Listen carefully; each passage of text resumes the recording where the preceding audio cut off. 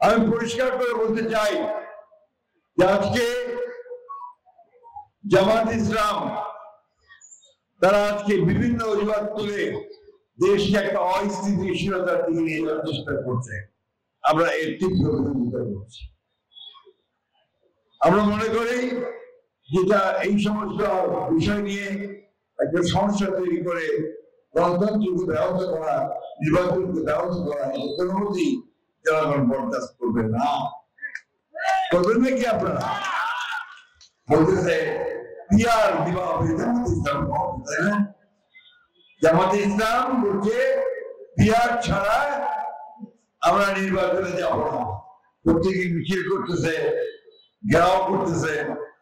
পিয়ারটা কি বুঝেন? বলেন না ভাই, পিয়ার বুঝেন আপনারা?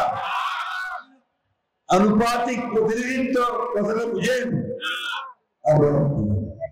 আমার বেশিরভাগ মানুষ এই সংগঠনের সঙ্গে পরিচিত না।